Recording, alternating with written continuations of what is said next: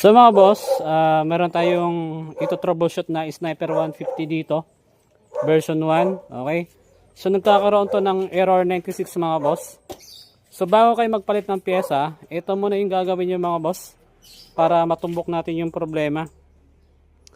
Hindi porket error 96 mga boss, battery na yung problema niyan. Hindi porket error 46 is yung sira is regulator na. Ayun mga boss, error 96. Ayan o. Okay. So ayan. So pag ganito mga boss, ganito lang yung gagawin natin. So on muna natin yung motor. Kickstart kasi hindi nga to gumagana sa push start. Ayan. So nag-i-blink yung kanyang check engine. So dito mga boss, para malaman natin kung saan yung problema, battery or regulator, ganito lang mga boss. Kuha kayo ng Phillips screw, alisin nyo itong positive, ito positive ng battery habang umaandar yung motor mga boss. Kapag namatay ito, ibig sabihin maliban sa battery, may problema na rin yung regulator. So kapag hindi ito namatay, ibig sabihin ang problema itong battery lang. So alisin muna natin itong positive mga boss. Okay. So dapat hindi naka-off yung makina ng motor ha.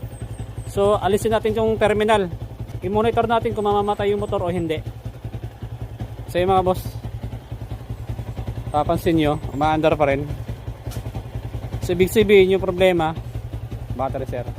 So maliban dito mga boss, ito pa yung gagawin natin. Okay.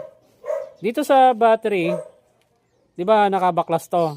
So alam nyo ba na aandar yung motor na Sniper kahit walang battery? As long as walang problema yung kanyang regulator. Yung kanyang wirings at yung mismong regulator ay nagpa-function ng mabuti. So, ganito mga boss, i-kick natin tong motor. Kapag umandar to, ibig sabihin, confirm na yung problema is battery lang. Kapag hindi umandar, ibig sabihin, maliban sa battery, may problema, kasama din yung regulator. So i-kick natin mga boss, dapat umandar to. Ayan na. So alisin na rin natin yung negative para wala nang question mga boss. Okay, so positive, negative, naka unplug mga boss ha, hindi yan nakakabit. Ayan. So kick natin and then mag-on muna tayo ng switch syempre. Okay, yan.